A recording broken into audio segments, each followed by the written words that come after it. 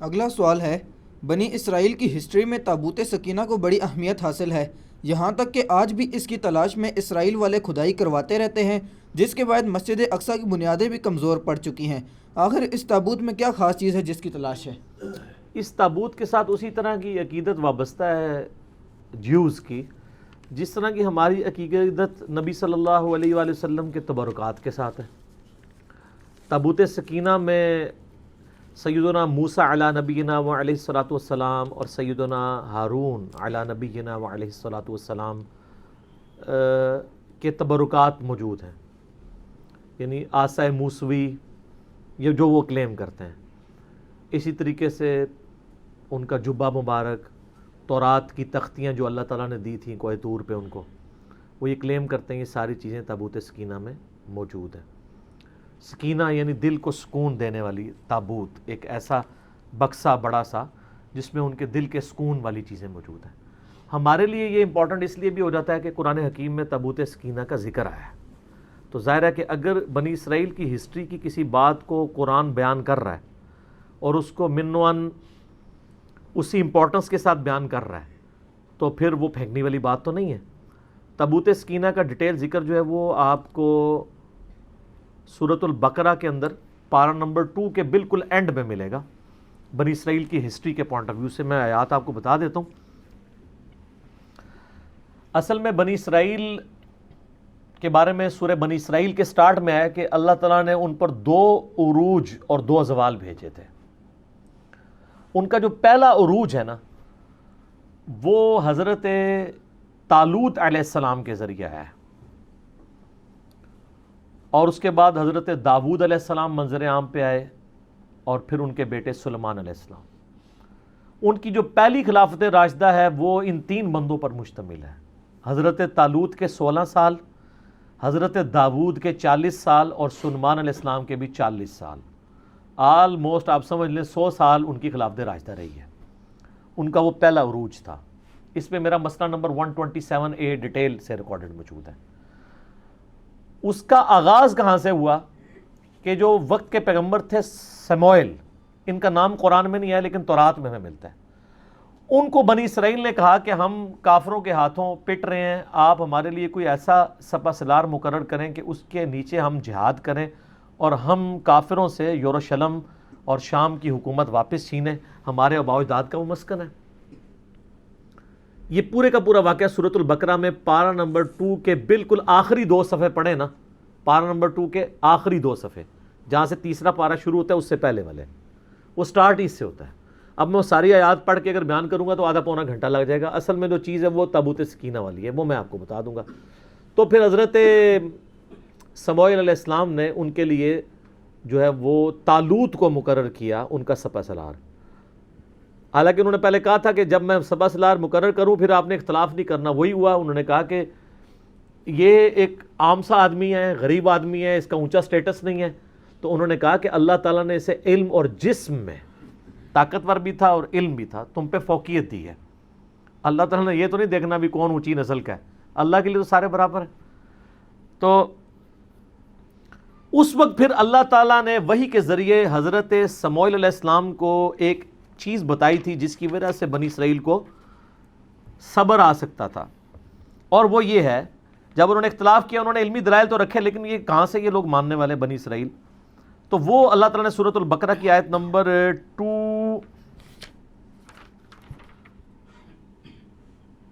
233 آن word نا یہ پورا سلسلہ سٹارٹ ہو رہا ہے 243 پارہ نمبر 2 کے اینڈ پہ، الم تر الی الذین خرجوا من دیارہم وہم الوف۔ اس کے بعد آگے جا کے آتا ہے وقال لهم نبیہم، اور ان کے پیغمبر نے ان سے کہا، یعنی سموئیل کا نام یہاں پہ نہیں آیا، وہ آپ کو تورات سے ملتا ہے، اولڈ ٹیسٹمنٹ سے۔ ان اللہ قد بعث لکم طالوت ملکا، کہ بے شک اللہ نے طالوت کو تمہارے لیے بادشاہ مقرر کیا ہے۔ اچھا، اس سے ملوکیت بھی لوگ ثابت کرتے ہیں، اور بھائی طالوت کو بادشاہ اللہ نے مقرر کیا تھا، بنو امیہ اور بنو عباس کے لوگوں کو اللہ نے نہیں مقرر کیا تھا۔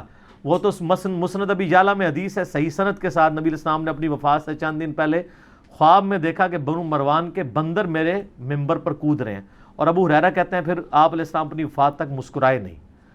ان حکمرانوں کو تو نبی اسلام بندر کہہ کے گئے ہیں. ان کی ملوکیت قرآن سے ثابت کرتے ہیں بھئی یہ اللہ نے بادشاہ مقرر کیا تھا, داؤد کو اللہ نے بادشاہ مقرر کیا تھا. یہ دو ڈیفرنٹ چیزیں. کیونکہ اسی کی تفسیر میں نا وہ سعودیہ والا جو قرآن ہے نا, صلاح الدین یوسف والا, انہوں نے اس میں سے یہ تعریف ہر بندے نے کی ہے تفسیر میں, یہ ذہن میں رکھیے گا. اپنی اپنی نوکری سب نے سیدھی کی ہوئی ہے. اگر بریلویوں نے ڈنڈیاں ماری ہیں تو اہل حدیثوں نے بھی ماری ہیں, دیوبندیوں نے بھی ماری ہیں, شیعہ نے بھی ماری ہے. ہم نہیں مارتے. کیوں؟ کیونکہ نام ہے بابی, نام ہے بابی, میں ہوں مسلم, علمی کتابی. اچھا جی. قالوا انا یکون لہ الملک علینا ونحن احق بالملک, وہ کہنے لگے یہ ہم پہ کیسے بادشاہت کر سکتا ہے جبکہ ہم زیادہ حقدار ہیں. ولم یؤت سعہ, جبکہ اللہ تعالیٰ نے اسے کوئی وسعت نہیں دی, من المال, مال میں سے. قال ان اللہ اصطفاہ, انہوں نے کہا اللہ نے چنا ہے. یہ بنو امیہ بنو عباس کو اللہ نے نہیں چنا, ان کو اللہ نے چنا ہے. علیکم, تم پر. وزادہ بسطۃ فی العلم والجسم, اور دیکھو اس کو کشادگی دی ہے تم پر علم اور جسم کے ذریعے, طاقتور بھی ہے علم والا بھی, یہ کرائٹیریا. واللہ یؤتی ملکہ من یشاء, اللہ جسے چاہتا ہے اپنا ملک دیتا ہے. واللہ واسع علیم, اللہ تعالیٰ وسعت والا علم والا ہے. وقال لهم نبیہم, پھر ان کے نبی نے ان سے کہا, ان آیت ملکہ, بے شک اس کی جو حکمرانی کی نشانی یہ ہے, یعنی یہ اللہ کی طرف سے اللہ کی تائید طالوت کو حاصل ہے, اس کی نشانی یہ ہے این یاتیکم التابوت, کہ تمہارے پاس وہ تابوت آ جائے گا واپس, فیہ سکینہ, جس میں تمہارے لیے دل کا سکون ہے. یہ تابوت سکینہ کا لفظ یہاں سے لیا, من ربکم, تمہاری طرف, تمہارے رب کی طرف سے. وبقیۃ مما ترک آل موسیٰ و آل ہارون, جس کے اندر موسیٰ علیہ السلام اور ہارون علیہ السلام کے چھوڑے ہوئے یعنی تبرکات آپ کہہ لیں اس کو, یا اس کے یعنی باقیات موجود ہیں. تحملہ الملائکہ, اس کو اٹھائے ہوئے آئیں گے فرشتے. ان فی ذلک لآیۃ لکم ان کنتم مؤمنین, اس میں اللہ تعالیٰ کی طرف سے تمہارے لیے نشانی ہوگی اگر تم واقعی سچے ایمان لانے والے ہو, کہ یہ جسٹیفائی کر دے گا. وہ تابوت سکینہ ان سے چھن چکا تھا, کیونکہ کافروں نے جب ان پہ قبضہ کیا وہ تابوت بھی ساتھ اٹھا کے لے گئے. انہوں نے کہا انہوں نے اتنا سنبھال کے رکھا ہے, کوئی قیمتی چیز ہے. جس طرح آپ کا وہ کہتے ہیں نالائن شریف چوری ہو گئے بادشاہی مسجد سے, 14-15 سال ہو چکے ہیں, تو وہ اٹھا کے لے گئے. اب اللہ تعالیٰ نے نشانی ظاہر کرنی تھی, تو وہاں پہ اللہ کا کرنا کیا ہوا, یہ آپ کو ڈیٹیلز پھر اسرائیلی روایتوں میں ملیں گے. وہاں پہ کافروں کے ہاں طاعون کا مرض, پلیگ کی وبا پھیل گئی, طاعون کی, اس میں لاکھوں لوگ مرتے تھے. تو ان کو ان کے بڑے بزرگوں نے, نجومیوں نے, انہوں نے کہا کہ یار یہ جو تم لوگ تابوت اٹھا کے لے آئے ہو نا, اس کی نوست پڑی ہے تم پہ, تو اس کو تابوت کو نا اس سے جان چھڑاؤ, یہ اس کی وجہ سے یہاں پہ طاعون کا مرض پھیلا ہے. تو انہوں نے ایک بڑا سا گڈھا لیا, اس کے آگے 2 بڑے بیل باندھے, اس پہ وہ بڑا سا وہ تابوت رکھا. اور یہ 10 کمانڈمنٹس فلم بنی ہوئی ہے ہالی ووڈ کی, انہوں نے اس میں فلمائی ہوئی ہیں چیزیں. اس کے اوپر انہوں نے اس کو لاد کے ہانک دیا, اور وہ جناب وہ اب بیلوں کو ساتھ انہوں نے بندہ شندہ اٹیچ کر دیا. بعد میں وہ بیل بھی انہوں نے چھڑوا کے ایک جگہ پہ اس کو کر دیا. اب واللہ عالم وہ یعنی فرشتے ہی ان بیلوں کو ہانک کے اس طرف لے کے آئے. بل قرآن تو کہتے ہیں نا فرشتے اٹھائے ہوئے لائیں گے. این ممکن ہے کہ یعنی فرشتے اس کو ہانک کے لائیں, فزیکلی فرشتے نہ ان کو نظر آئے ہوں, کیونکہ وہ تو بنی اسرائیل ہمیشہ کہتے تھے ہم نے فرشتے دیکھنے ہیں, فرشتے انہوں نے دیکھے. بلکہ نشانی ظاہر ہوئی کہ وہ تابوت سکینہ ان کے پاس واپس آ گیا, ان کو یقین آ گیا اچھا اب ہمارے پاس تبرک آ گیا, اونٹتے سی جنگ جیتی گئی. پہلے تو وہ ڈرپوک ہوئے تھے, ویسے بعد میں بھی ڈرپوک ہی رہے, صرف 313 لوگ ہی ساتھ رہے, بخاری میں آتا ہے صرف 300+ لوگ. ہمارے غزوہ بدر میں بھی صحابہ کرام کی تعداد 313 تھی, اور ان کے غزوہ بدر میں جو طالوت اور جالوت کی جنگ ہوئی تھی, تو اب یہ طالوت کے مقابلے پہ جالوت فوج لے کے آیا. آپ کو تورات میں گولیت اس کا انگلش میں نام ملے گا, جالوت. اتنا اونچا اس کا قد تھا, باقی بنی اسرائیل کے فوجی تو بمشکل اس کی پنڈلیوں تک آتے تھے, اتنا اس کا قد تھا. پورے جسم پہ زرہ پہنی ہوئی ہوتی تھی اس نے, اور صرف ایک آنکھ اس کی ہوتی تھی جو ننگی ہوتی تھی دیکھنے کے لیے, باقی پورے جسم پہ لویا. آپ اس پہ تلوار کیا چلائیں گے, وہ تو ہاتھ سے پکڑ کے فوجی بار پھینک دیتا تھا, اتنا طاقتور تھا. تو حضرت داؤد علیہ السلام اس وقت ان کی عمر ہارڈلی 16-17 سال تھی. یہ گڈریے تھے, یعنی بھیڑ بکریاں پالا کرتے تھے. بچپن سے چونکہ ان کا یہ ایک ذریعہ تھا, ان کے پاس ایک گوپیا ہوتا تھا, یہ ساری ڈیٹیل آپ کو تورات میں اسرائیلی روایتوں میں ملے گی. گوپیا اس طرح ہوتا تھا کہ جیسے آپ یہ گلیل ہوتی ہے نا، اس میں آپ یوں پھینکتے ہیں.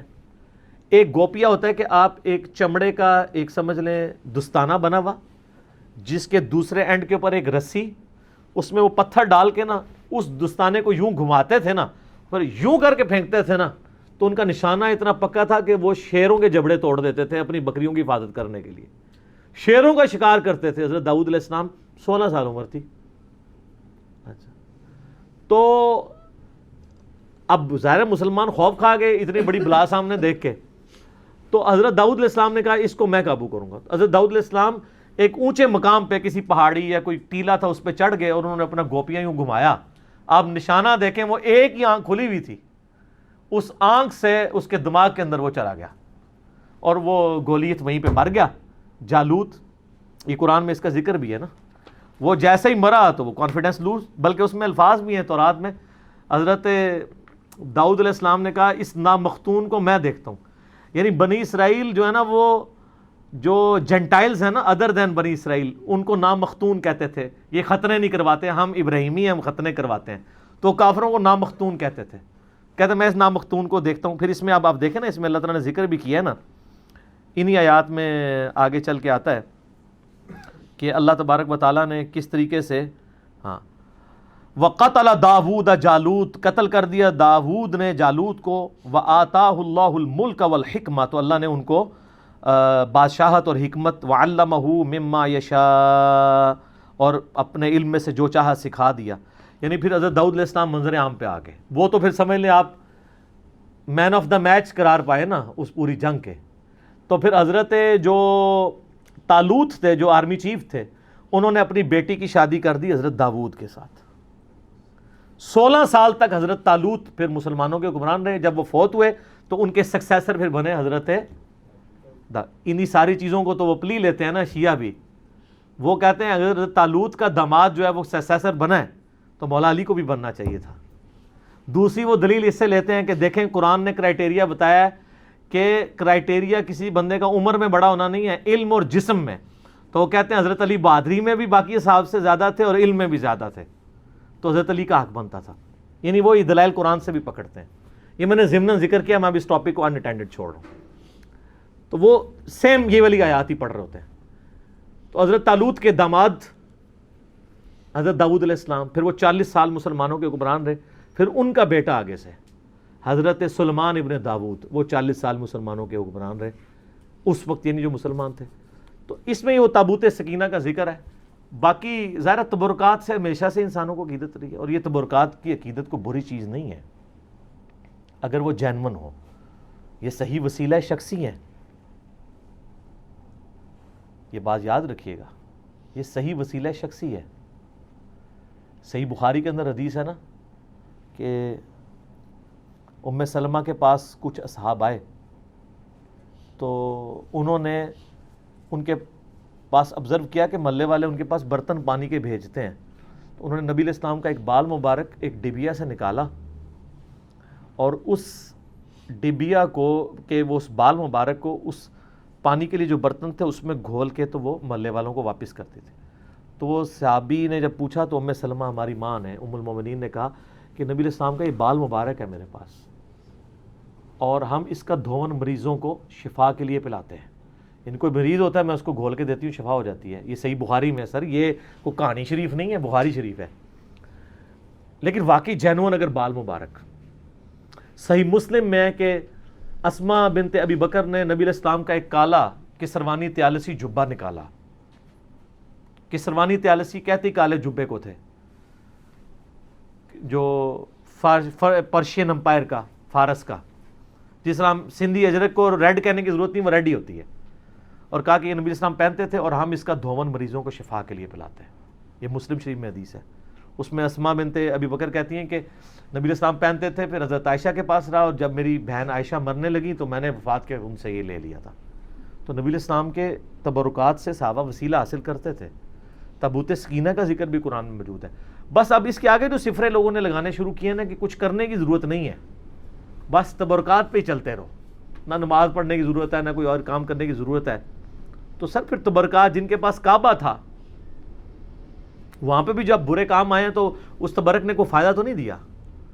جس سرزمین میں خانہ کعبہ اور مدینہ شریف سے بڑے کو تبرکات ہیں، جہاں ہمارے نبی علیہ السلام اور ان کے جانسار صحابہ اور اہل بیت کی قبریں ہیں، ان کی جسم دفن ہے. آپ دیکھ رہے ہیں وہاں پہ، کل میں وہ ٹی وی پہ دیکھ رہا تھا، اور رات فتح علی نے بھی، اور وہ خبروں میں سن رہا تھا، اور پتہ نہیں کون کون سے آپ کے موسیقار وہاں پہ جا کے وہ جو ہے وہ راتیں لوگوں کی برباد کر رہے ہیں. ادھر جا کے وہاں پہ کلب کھل گئے ہیں، سب کچھ ہونا شروع ہو گیا. تو وہ برکتوں کا تو کوئی فائدہ نہیں. دنیا بقدر ایفرٹ ہے، برے کام کریں گے، نتائج آخرت میں بھگتیں گے، دنیا میں بھگتے نہ بھگتے. دنیا میں اللہ نے آپ کے ذمہ کیا کہ آپ نے دین کو اسٹیبلش کرنا ہے. تو تبرکات کا فائدہ تبھی ہے جب کرتوت بھی ٹھیک ہوں، ورنہ تبرکات سے کچھ بھی نہیں ہوگا. ہاں کرتوت ٹھیک ہوں، تبرکات کا وسیلہ ضرور پیش کریں آپ، اس کا فائدہ ہوتا ہے. لیکن جو جعلی تبرکات ہیں نا سر، ہم ان کو نہیں مانتے. یہاں تو نبی علیہ السلام کو چھوڑ دیں، انہوں نے بزرگوں کے تبرکات بنائے ہوئے ہیں. آپ کشف المحجوب میں ابو الحسن خرقانی والا چیپٹر کھولیں ہیں تذکرۃ الاولیاء میں، وہ کہتے ہیں جی بازید بستامی جو ہیں وہ خلیفہ ہیں امام جعفر صادق کے، اور ابو الحسن خرقانی خلیفہ ہیں بازید بستامی کے. اور کہتے ہیں محمود غزنوی نے جب یہاں پہ حملہ کیا تو وہ اس کے حملے ناکام ہوتے تھے، تو ابو الحسن خرقانی کا کرتا اس کے پاس موجود تھا. ایک دن اس نے کرتا پکڑ کے اس کرتے کے وسیلے سے دعا کی تو محمود غزنوی کو فتح ہو گئی. سبحان اللہ. اچھا، وہ کہتے ہیں فتح ہو گئی تو رات کو ابو الحسن خرقانی خواب میں آئے. انہوں نے کہا تو نے میرے کرتے کی اتنی کم قیمت لگائی ہے. ذرا گال سننی کہانی، میں تے کہانی جتھے بھی لبے گی تو میں کٹ کے برے ماراں گا. یہ بریلوی دیوبندی دونوں تذکرۃ الاولیاء چھاپ رہے ہیں. نقشبند سلسلے کے بابا جی ہیں ابو الحسن خرقانی، بازید کے خلیفہ. تو ان کا حضرت کیسے، ان کا تو اگر یہ کرتا پکڑ کے یہ کہتا نا کہ قیامت تک اس سرزمین پہ کوئی کافر نہ بچے، سارے مسلمان ہو جائیں، تو اس کرتے کی برکت سے سارے مسلمان ہو جاتے ہیں. یار یہ اگر کہانی چلتی تھی تو اسما بنت ابی بکر جو کالا تیالسی جبہ نکال رہی ہیں، جو صحیح مسلم میں آتا ہے، تو یہ قادسیہ اور یرموک لڑنے کی صحابہ کو ضرورت کیا تھی؟ قادسیہ میں رسول اللہ کا کرتا لے جاتے اور دعا کرتے، وہ سارے ہی مسلمان ہو جاتے. اگر نبی کے کرتے سے نہیں ہو رہے تو آپ کے بنائے ہوئے جو آپ نے خود نام دے دیے ان بزرگوں کو، ان کے ناموں کے ساتھ تبدیلیاں آ جانی ہیں. وہ جی وہ بازید بستامی جو ہے نا، وہ ہر وقت چہرے پہ نقاب رکھتے تھے، کیونکہ جس گلی سے گزر جائیں لوگ دیکھ کے کلمہ پڑھ لیتے تھے. ہاں اور سارا یہ کہانیاں خود سناندے رہے. ہاں اچھا، اس کا مطلب وہ لوگوں کو مسلمان مرنا نہیں دیکھنا چاہتے تھے. اچھا میں پوچھتا ہوں، اللہ کے نبی کو بچپن سے لے کے جوانی کی عمر تک ابو لہب نے، ابو جہل نے دیکھا ہے، انہوں نے تو کلمہ کو نہیں پڑھا. جس بندے کی پرائمری رسپانسبلٹی تھی کلمہ پڑھانے کی، اس کو دیکھ کے تو کلمہ نہیں کسی نے پڑھا. دعوت کا کام ہے نا، دنیا بقدر ایفٹ ہے. وہ جی وہ ایک فلاں بزرگ، یہ تو کئی بزرگوں کے بارے میں، ایک ان پڑھ بندہ چلا گیا، انہوں نے کہا جی میرے پیچھے نماز پڑھنا، دائیں طرف سلام پھیرا، سارے حافظ ہو گئے، بائیں والے سارے ناظرہ ہو گئے. نبی علیہ السلام نے تو اصحاب صفہ 155 ان کی تیاری کرواتے تھے. آپ بھی کہتے میرے پیچھے نیت کرو، سجے پاسے سارے حافظ، کھبے پاسے سارے ناظرہ. مسند احمد میں آتا ہے غزوہ بدر کے قیدی چھوڑنے کا جو معاوضہ تھا وہ 10 مسلمانوں کو لکھنا پڑھنا سکھانا تھا. تو سجے پاسے سلام، کھبے پاسے سلام کیوں نہیں پھیرا؟ سب کہانی ہے. اور میں دعوے سے کہتا ہوں جن بزرگوں کے بارے میں دعویٰ کر رہے ہیں ان کو خود بھی نماز نہیں صحیح آتی. میں نے کئی لوگوں کی نماز سنی ہے، نماز تجوید کے ساتھ یہ لوگ نہیں جانتے ہیں. میں نے ایک پیر کی نماز سنی، 60 سال عمر، اس کے کئی مرید، السلام علیکہ ایھا النبی وہ پڑھ رہا تھا. بچپن میں یاد کی ہوئی چل رہا ہے. ابھی تو میں وہ عین، ذال، ضاد، حا، خا، وہ اس کے فرق کی تو بات ہی نہیں کر رہا. وہ تو کسی پیر نو آندہ ہی نہیں، نہ وہ کسی مرید نو آندہ ہے. میرے پاس کئی لوگ ہیں ہمارے حضرت صاحب کے بیعت میں نے کہا آپ کے حضرت صاحب مجھے نماز تجوید سے سکھا دینا، نماز تجوید سے سنا دیں جو خود پڑھتے ہیں، اور صبح شام کے نبی علیہ السلام کے اذکار اور فرض نماز کے بعد کے اذکار زبانی نہیں، دیکھ کے پڑھ کے بتا دیں. اٹکنا نہیں ہے. ترجمہ تو میں نے نہیں سننا، ترجمہ تو بالکل ہی نہیں آتا ہوگا. ویسے تو ترجمہ بھی سننا چاہیے کیونکہ ان کا تو دعویٰ ہے کہ ہم رسول اللہ تک پہنچے ہوئے ہیں، تو ان کو پتا ہوگا یہ کیا دعائیں مانگ رہے ہیں. یہ عربی نہیں صحیح پڑھ سکتے، پرونونس نہیں کر سکتے. میں ترجمے والی بات ہی نہیں کرتا. ترجمے والا مسئلہ کوئی اتنا بڑا نہیں ہے. اتنی عربی ایک مسلمان کو سیکھنی چاہیے پروناؤنس صحیح کر سکے. مطلب تو ظاہر علماء نے اتنی محنت کی ہے, آپ جتنی مرضی کر لیں. ایک بریلوی جتنا بڑا مرضی عالم ہو وہ یہ دعویٰ کر سکتا ہے کہ میں قرآن کا ترجمہ احمد رضا بریلوی سے بہتر کر سکتا ہوں. بتائیں. تو پھر ٹھیک ہے, احمد رضا بریلوی نے ترجمہ کیا, آپ پڑھیں. مجھے کہتے ہیں لوگوں کو جو ہے عربی سیکھنے سے روکتا ہے, میں کب روکتا ہوں؟ میں کہتا ہوں عربی ضرور سیکھیں, لیکن الٹیمیٹلی جب آپ عربی سیکھ کے ترجمہ کریں گے بھی نا, آپ کے ترجمے کو کسی نے نہیں ماننا. تو آپ دوبارہ سے ویل انوینٹ نہ کریں, پہیہ ایجاد نہ کریں. پہیے بک رہے ہیں, آپ لیں. کوئی دو بندی بڑے سے بڑا مفتی آج کا جرت کرے گا کہ میرا ترجمہ اشرف علی تھانوی سے بہتر ہے, تو آپ اشرف علی تھانوی صاحب کا ترجمہ اردو والا لیں اور پڑھیں, اس پہ عمل کریں. ہم تو کہتے ہیں علماء سے ہی پوچھ کے چلیں. ہم کب کہتے ہیں اپنے ترجمے خود کریں؟ یہی پلیٹ فارم ہے جو واحد پلیٹ فارم ہے جو کہتا ہے بریلوی ہو تو حمزہ بریلوی کا ترجمہ پڑھ لو, دیوبندی ہو تو چلو اپنے اشرف علی تھانوی کا پڑھ لو, اہل حدیث ہو تو جناح گھڑی کا پڑھ لو, شیعہ ہو تو سید فرمان علی شاہ صاحب کا پڑھ لو, اور اگر سادہ سے مسلمان ہو مودودی صاحب کا پڑھ لو, فتح محمد جلندری کا پڑھ لو, اور پڑھو صحیح. ٹھیک ہو گیا.